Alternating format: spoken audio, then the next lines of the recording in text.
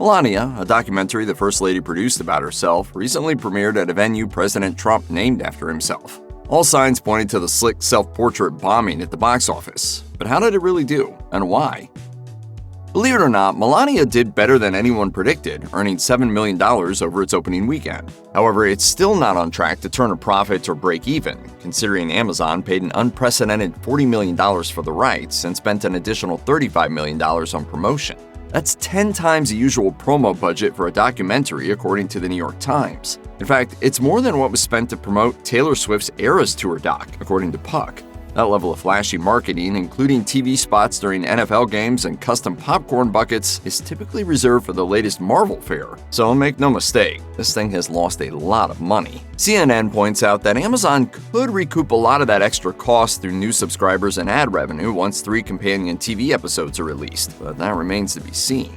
The truth is that it's easy to move the goalposts when analyzing box office returns for documentaries. With its $7 million opening, Melania is technically the top-performing non-music documentary within the past 10 years. Hi, Mr. President. Congratulations. It sure sounds impressive, but that doesn't mean the film is a financial success. And did anyone think it would be? Tom Powers, documentary programmer for the Toronto International Film Festival, told The Times that Amazon's $40 million bid had no correlation to the marketplace, implying other factors were at play. Melania herself is walking away with $28 million, 70% of the licensing fee. Amazon founder Jeff Bezos, who outbid Disney by $26 million, is walking away in the Trump administration's good graces, to put it mildly. Former Amazon executive Ted Hope put it another way, asking in an interview with The Times, "How can it not be equated with currying favor or an outright bribe? How can that not be the case?" Even if the producers and investors never intended the film to be a runaway box office success, several factors were working against it catching on with wider audiences.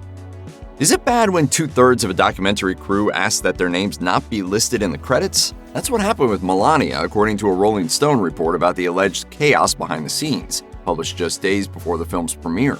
The 104-minute film required 3 separate production crews working in Florida, Washington, D.C., and New York City. Keeping up with the First Lady was reportedly a logistical nightmare. One crew member revealed, "People were worked really hard, really long hours, highly disorganized, very chaotic." But it wasn't Melania who allegedly made things so difficult. According to several crew members who spoke to the magazine, it was director Brett Ratner. One crew member admitted, "I feel a little bit uncomfortable with the propaganda element of this, but Brett Ratner was the worst part of working on this project." Ratner allegedly left behind litter, including orange peels and gum wrappers, wherever he went, and served himself lunch on a long day on a set where food wasn't supposed to be allowed, in full view of hungry crew members.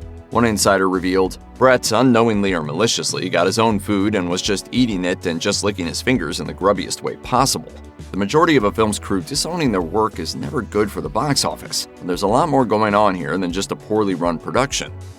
On-set behavior aside, Brett Ratner is hardly in high demand in Hollywood these days. Best known for the Rush Hour franchise, Melania is his first film since 6 women accused him of harassment and assault in 2017. He denied the allegations and was never charged. His name was never going to be a big draw, but considering his most recent notoriety includes posing in a newly surfaced photograph of the shirtless Jeffrey Epstein associates, there's a good chance his connection to the film hurt it far more than it helped. So why Brett Ratner? Puck reports that he was attached to the film even before Amazon paid $40 million for the rights. At the premiere, Ratner told The Hollywood Reporter that he didn't pitch the idea. Instead, Melania asked him to make the film because she wanted something more cinematic than just a talking heads documentary. Has used his superior talent to redefine the genre of the documentary. Since coming on board, Ratner has grown close with the First Lady and the President. Rolling Stone reports that he's currently living in a villa at Mar-a-Lago and continues filming Melania, likely for a follow-up docuseries planned for Amazon Prime. He was very talented, I know that, and box offices could tell you, right? Yeah. Ratner's involvement may also come down to the President's fondness for action films. Last year, he pushed for a revival of the Rush Hour series, and Paramount gave it the green light, thanks to prodding from Trump on behalf of Brett Ratner, according to Puck. So we're seeing 1-inch per hour snowfall rates from Baltimore to Philadelphia to New York City. As workers unrolled the plastic off the black carpet at the Trump Kennedy Center premiere, much of the country was still frozen following a major winter storm, with more on the way. Here we go again. Heading into opening weekend, 190 million Americans were under new hazardous winter weather alerts, according to the Washington Post. This included regions unaccustomed to heavy snow and extreme cold, including parts of the east and southeast. The blizzards from the previous weekend hit the box office hard. ComScore reports that 250 theaters across 30 states were closed, and ticket sales were down across the board at those that remained open. Meteorologists forecast that dangerously cold conditions would continue as Melania hit theaters, a continuation of the longest stretch of extreme cold in decades for some regions. The East Coast forecast even included something called a bomb cyclone. Bomb here meaning a rapid drop in air pressure, much like a box office bomb, where a film's value falls quickly. Melania was billed as historic, the first film produced by and featuring a sitting First Lady, but historically bad weather likely hurt its opening numbers. Why risk an icy outing when you can just wait to stream it at home on Amazon Prime?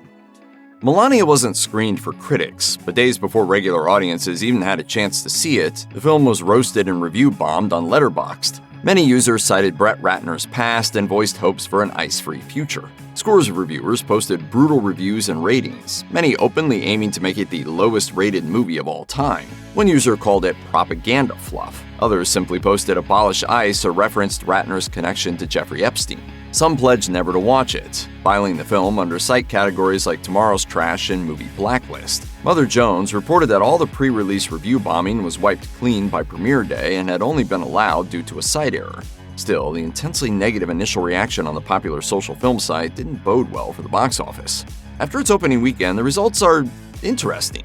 The critics' score on Rotten Tomatoes sits at a dismal 10%, which reflects CNN's prediction that the doc would more likely than not receive a score below 20%. The audience score, however, sits at 99% as of this video. Is a documentary still a documentary when its subject has full editorial control? That question hangs over Melania. Savvy moviegoers, the kind who see documentaries in theaters, understood the film was unlikely to reveal anything new. Even if it claimed to, Melania's control of the final cut ensured a tightly stage-managed portrait, not a revealing exposé.